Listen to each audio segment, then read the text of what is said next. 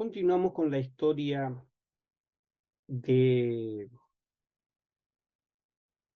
las decisiones, las respuestas de la Pontificia Comisión Bíblica al respecto de la historicidad del Génesis, de los primeros 11 capítulos.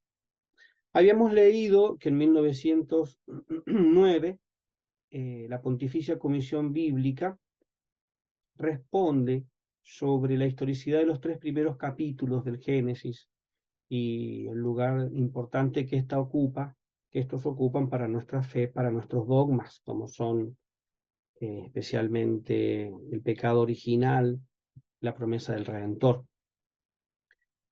Después de esta publicación, 1909, en 1943, el 30 de septiembre, el Papa Pío XII publica la encíclica Divino Afflante Spiritu, en la cual nuevamente, pero ya en una encíclica con toda la fuerza de su propia palabra, promueve entre los estudiosos de las Sagradas Escrituras el estudio de las artes literarias, el estudio de la arqueología, de los géneros literarios y de las expresiones orientales en uso. Todas y otras estas ciencias que han sido propuestas para el estudio por el mismo pontífice pueden llegar evidentemente a conclusiones, pero carecen de contenidos que le permitan conocer de un modo más fehaciente el modo en el cual se narraba la historia al inicio de la humanidad y que son tradiciones que han llegado, como explicábamos, a Moisés, sea orales, sea escritas, eventualmente escritas también. Bien, es entonces que la Pontificia Comisión Bíblica le responde al cardenal Suar. Veremos enseguida otros elementos de esa misma respuesta.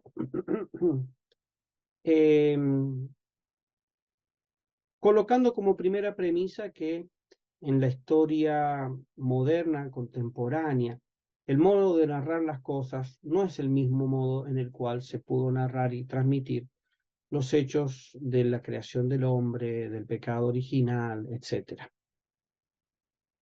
Y entonces el Papa, con mucha fuerza, por medio de especialmente el secretario de la Pontificia Comisión Bíblica, el padre Osté, al cual ya hicimos referencia, decía que será preciso examinar con más detalle el procedimiento literario de los antiguos pueblos de Oriente, su psicología, su modo de expresarse y la noción misma que ellos tenían de la verdad histórica.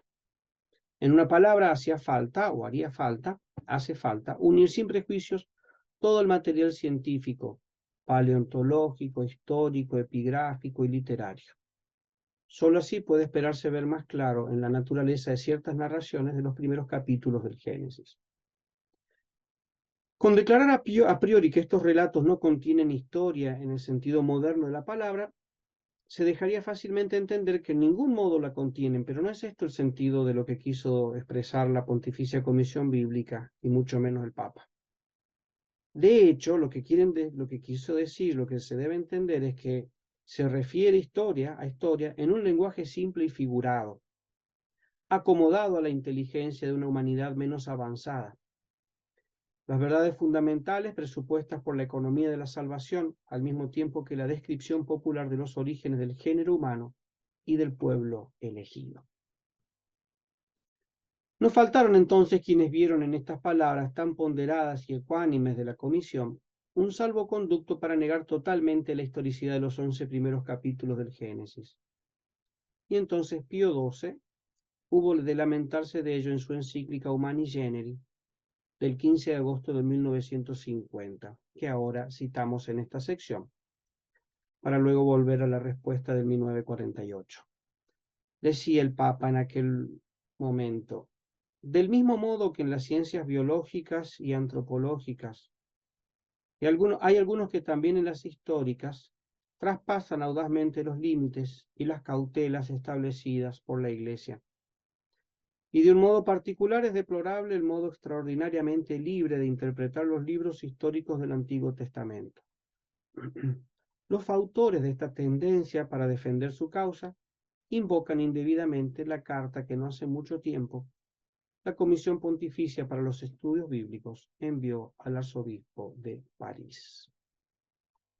Y para evitar los peligros de una falsa interpretación, el Papa hubo de subrayar el verdadero sentido de la carta. Allí decía: esta carta advierte claramente que los 11 primeros capítulos del Génesis, aunque propiamente no concuerden con el método histórico usado por los eximios historiadores grecolatinos y modernos, no obstante pertenecen al género histórico en un sentido verdadero, que los exégetas han de investigar y precisar, y que los mismos capítulos, con estilo sencillo y figurado, acomodado a la mente del pueblo poco culto, contienen las verdades principales y fundamentales en que se apoya nuestra propia salvación, y también una descripción popular del origen del género humano y del pueblo escogido.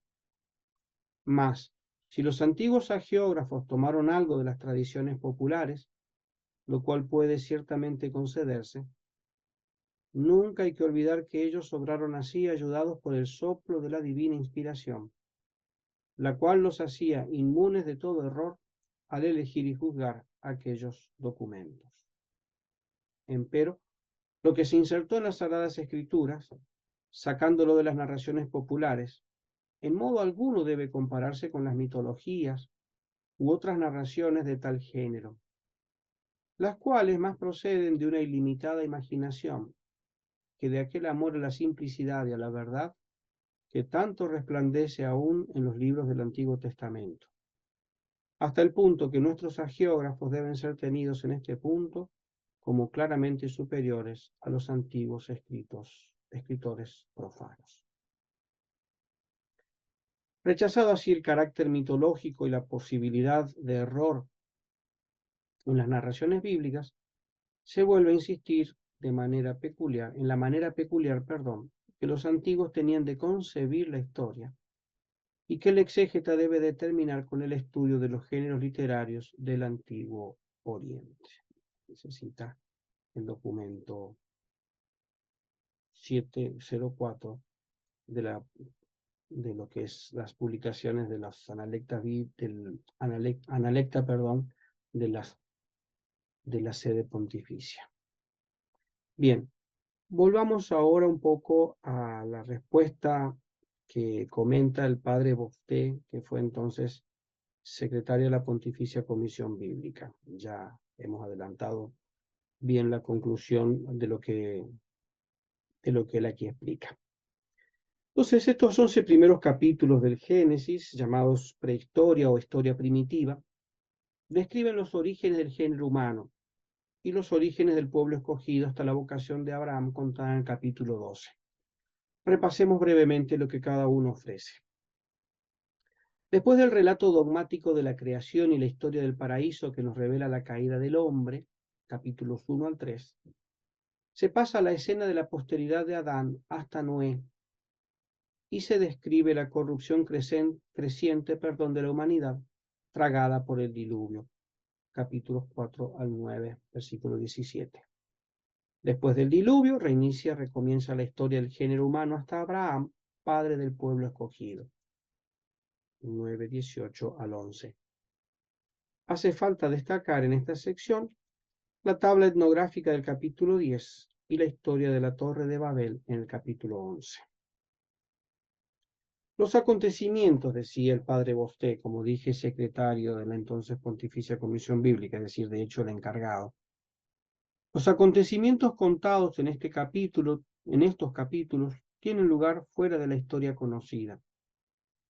Las lenguas evidentemente no se han confundido y multiplicado de un día a otro. La filología comparada prueba que las variaciones de los dialectos se hacen lenta y constantemente.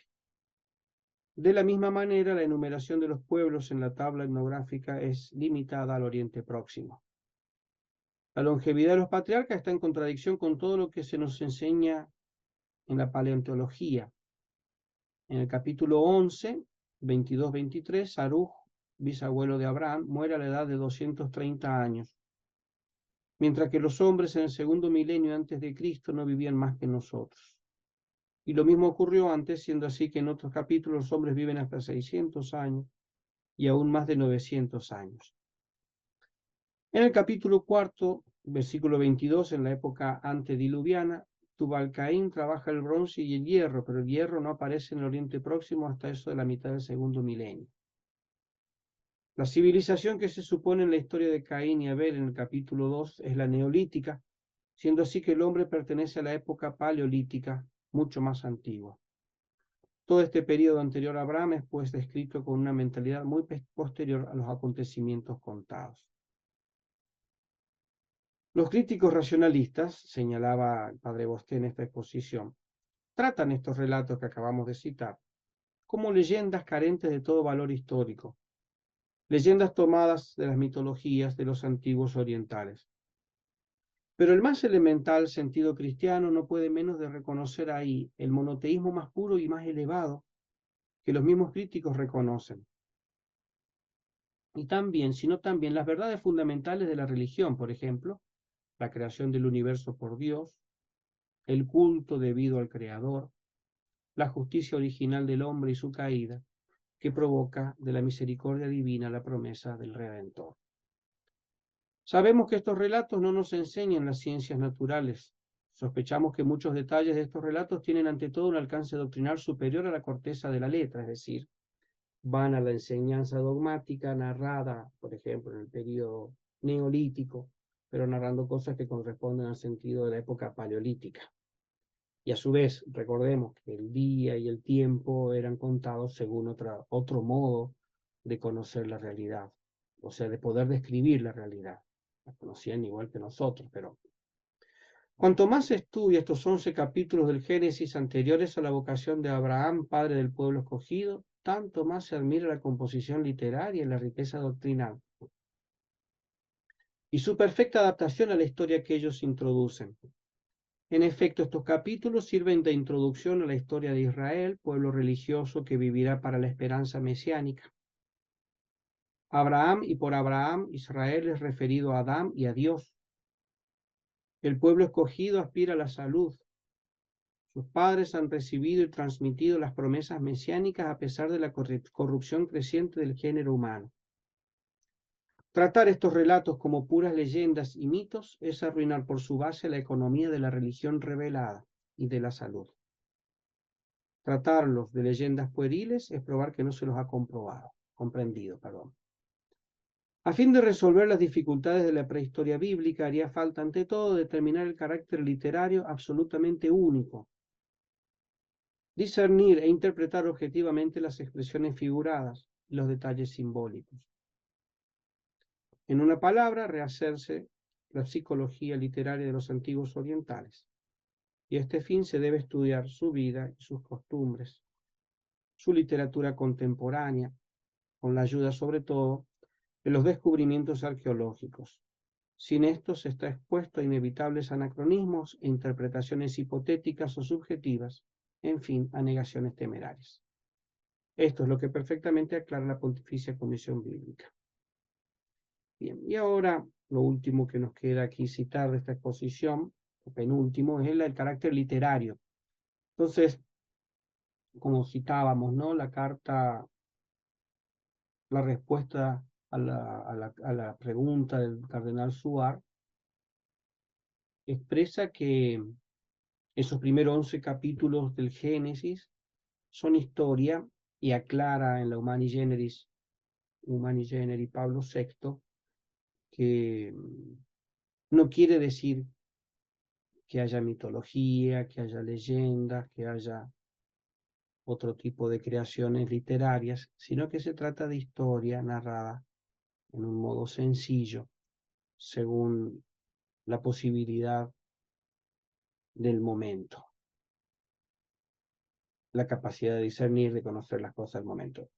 Bien, entonces, esto que estamos leyendo ahora es la conferencia que quien estuvo en la redacción de esa respuesta dio, como dije, en la Universidad de Salamanca. Y entonces vamos ahora a las formas literarias de esos 11 primeros capítulos, que es mucho más oscura y compleja de conocer y como de definir, diverso de lo que son los géneros literarios según la visión grecorromana y latina, sí, greco-romana. La cuestión de las formas literarias entonces es compleja. Estas formas literarias no responden a ninguna de nuestras categorías clásicas y no pueden ser juzgadas a la luz de los géneros literarios grecolatinos o modernos. No se puede, pues, negar ni afirmar la historicidad en bloque sin aplicarles indebidamente las normas de un género literario, en el cual no pueden ser clasificadas. Si se conviene no ver en estos capítulos historia en el sentido clásico moderno, se ha de confesar también que los datos científicos actuales no pueden dar una solución positiva a todos los problemas que estos capítulos plantean. En primer lugar, deber que incumbe aquí a la exégesis científica consiste ante todo en el estudio atento de todos los problemas literarios, científicos, históricos, culturales y religiosos conexos con estos capítulos, que es semejante a lo que después escribió Pablo Pío XII. Luego convendrá examinar de cerca los procedimientos literarios de los antiguos pueblos orientales, su psicología, su manera de expresarse y su noción misma de la verdad histórica. En una palabra, sería necesario reunir sin prejuicios todo el material de las ciencias paleontológicas e históricas, epigráfica y literaria. Solamente así se puede esperar ver más claro cuál es la verdadera naturaleza de ciertos relatos de los primeros capítulos del Génesis. Declarar a priori que sus relatos no contienen historia en el sentido moderno de la palabra, haría fácilmente entender que no contienen historia en ningún sentido, justamente por la mala interpretación de esa expresión. Siendo así que relatan en un lenguaje simple y figurado, adaptado a las inteligencias de una humanidad menos desarrollada, las verdades fundamentales que se presuponen para la economía de la salud, al mismo tiempo que la descripción popular de los orígenes del género humano y del pueblo escogido. Entre tanto, es necesario ejercitarse en la paciencia, que es prudencia y sabiduría de vida. Esto es lo que el Santo Padre inculca igualmente en la encíclica ya citada, decía el Papa. Nadie se admire de que no hayan sido todavía expeditas y resueltas todas las dificultades, y queden aún graves cuestiones que agitan no poco la mente de los exegetas católicos. No por eso hay que acobardarse ni debe darse al olvido que en las humanas disciplinas acontece de modo no semejante al de la naturaleza. Es decir, que comenzadas, crecen poco a poco y solo después de muchos años se recogen los frutos. Así ha sucedido que ciertas cuestiones que en pasados años no habían sido resueltas y estaban en suspenso, al fin en nuestra época con el progreso de los estudios han sido felizmente resueltas, lo cual da esperanza de que también aquellas que hoy parecen muy arduas e intrincadas, al fin y al cabo y con esfuerzo constante, llegarán a mostrarse a plena luz. Bien. Concluye. La doble larga cita de la encíclica Divino Afflante Spiritu prueba claramente que la carta de la Comisión Bíblica al cardenal Suárez, arzobispo de París, no es más que una aplicación de esta encíclica a las cuestiones particulares que turban la conciencia de muchos, incluso en la enseñanza primaria. Esta carta, franca y serena, aprobada por el soberano pontífice y promulgada por su orden, es una obra de paz. Y presten atención. Para que la ciencia bíblica progrese en la Iglesia es necesario que los hombres de estudio gocen de la paz y de una legítima libertad, concedida a todas las otras disciplinas eclesiásticas. Los que impiden injustamente esta libertad, los que por sospechas injuriosas o llamamientos belicosos turban esta paz, dañan gravemente este necesario progreso. Tengamos pues confianza en los hombres de estudio, sobre todo si son sacerdotes. Su vida es un sacrificio diario. Promover los estudios bíblicos con la serena investigación de la verdad, investigación sostenida por un amor generoso de la palabra de Dios, tal debe ser, tal es el programa de todos los que han consagrado su vida y todas sus energías al servicio de la Iglesia en las enseñanzas de la Biblia. Jacques Maré Bosté, sacerdote dominico. Entonces, queda que ustedes lean ahora la respuesta, la respuesta de la Pontificia Comisión Bíblica al cardenal Suárez. Vamos nosotros a dejar eso para que ustedes lo hagan y pasamos entonces a la otra sección de la introducción al Génesis. Aquí tenemos en pantalla, vamos a compartir. Tenemos aquí en pantalla, ahora sí, este hombre que está en pantalla es el cardenal Suar, arzobispo de París. Bien. Entonces vamos ahora a los puntos que ya los hemos citado de un modo u otro, van apareciendo los puntos que no se pueden poner en duda y que constituyen los fundamentos de nuestra religión. Primero, la creación de todas las cosas por obra de Dios en el principio del tiempo. Segundo, la peculiar creación del hombre. Tercero, la unidad del género humano. Cuarto, la felicidad original de Adán y Eva, creados en justicia, integridad e inmortalidad. Quinto, el precepto impuesto al primer hombre para probar su obediencia. Sexto, la transgresión del precepto por sugestión del demonio. Séptimo, la expulsión de los primeros padres del estado primitivo. Octavo, la promesa de un futuro redentor. Bien. Hasta aquí entonces lo que hemos estudiado sobre la historia primitiva y la historicidad de los primeros 11 capítulos del Génesis. Brevemente, la segunda parte del Génesis, la historia llamada historia patriarcal, con los diversos ciclos, veremos ahora también la división según las generaciones, las Toledot que citábamos precedentemente, se puede subdividir como sigue. Del 12:1 al 25:18, historia o ciclo de Abraham, su vocación, emigración a Canaán y Egipto, nacimiento de Ismael e Isaac, muerte de Abraham. 25:19-37, historia de Isaac y Jacob. 37:2 al 50:26, historia de José, con la entrada de los hijos de Israel en Egipto. Y la estructura del Génesis con las generaciones mencionadas. La estructura del Génesis aparece en la repetición de una fórmula o forma literal, una expresión hebrea que se repite, El Toledot, cuya traducción puede ser historia o generación. Esta fórmula se repite 10 veces a lo largo del Génesis, lo cual da por resultado 10 secciones de distinta amplitud.